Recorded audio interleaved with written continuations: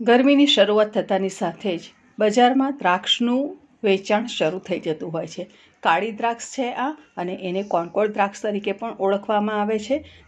આ દ્રાક્ષમાં vitamin C, vitamin કે અને ફાઇબર પુષ્કળ પ્રમાણમાં રહેલું હોય છે, અને એની અંદર કેલરીની માત્રા ખૂબ ઓછી હોય છે, જેથી કરીને વજન ઘટાડવામાં આ ફ્રૂટ ખૂબ જ ઉપયોગી બની રહે છે.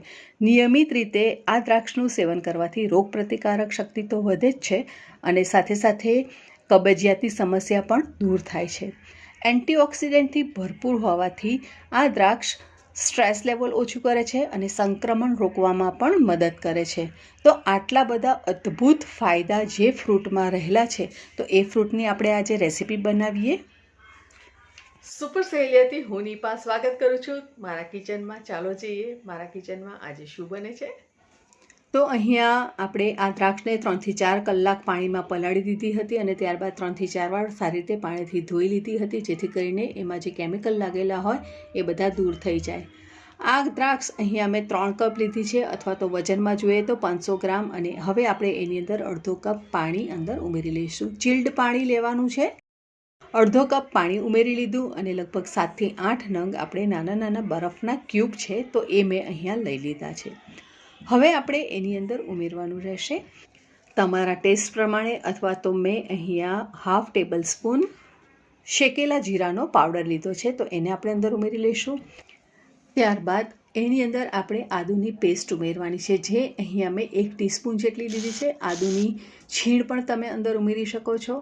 અને હા ફ્રેન્ડ્સ, જીરું ખાસ ઉમેરવું, એ એકદમ ઠંડક આપશે અને વધારે સ્વાદિષ્ટ લાગે એના માટે આપણે લગભગ અડધું લીંબુ અથવા તો 1 ટીસ્પૂન જેટલું લીંબુનો રસ આપણે આ રીતે અંદર ઉમેરી દેવાનો છે.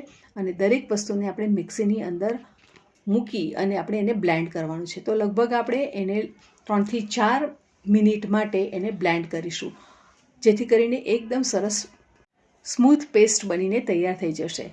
હવે આપણે આ મિશ્રણને એક ગળણી લઈશું અને એની અંદરથી ગાળી લઈશું.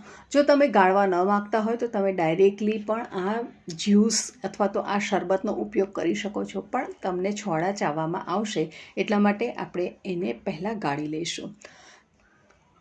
તો જ્યુસને આપણે સારી રીતે ગાળી લેવાનો છે. અને ફ્રેન્ડ્સ, આ રેસીપી એટલી બધી ફાઇન બને છે કે તમારા ઘરે કોઈ પણ ગેસ્ટ આવશે ને, જો તમે એકવાર આ રેસીપી બનાવશો તો તમારા ગેસ્ટ તમારા વખાણ કરતાં થાકશે નહીં. એટલી સરસ આ ટેસ્ટી રેસીપી બને છે, અને એના ફાયદા તો મેં તમને ઓલરેડી કહી દીધા છે.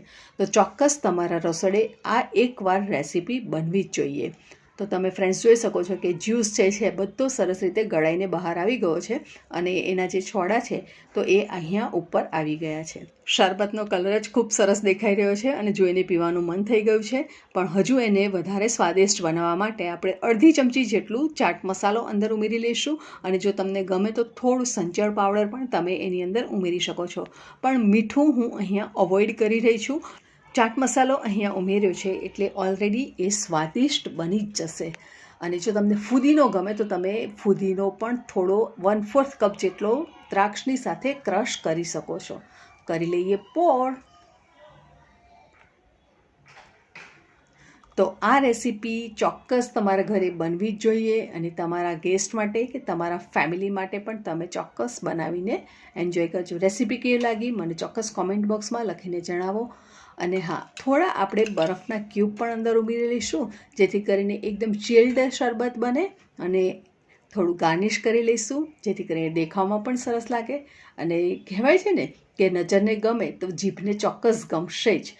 તો આ રેસીપી આપણી રેડી થઈ ગઈ છે, અને હવે હું કરીશ સર્વ. તો ફ્રેન્ડ્સ, વિડીયો કેવો લાગ્યો ચોક્કસ મને કોમેન્ટ બોક્સમાં લખીને જણાવો. વિડીયોને લાઇક કરો, ચેનલને સબસ્ક્રાઇબ કરી બાજુમાં આવેલા બેલ આઇકોનને પ્રેસ કરો, સાથે ઓલ નોટિફિકેશન બટન પ્રેસ કરો, જેથી કરીને તમને નવા વિડીયો જલ્દીથી જોવા મળી જાય. ફરી મળીશું નવી સહેલી સાથે, નવી રેસીપી સાથે. ત્યાં સુધી આવજો. Stay safe, stay healthy and happy cooking.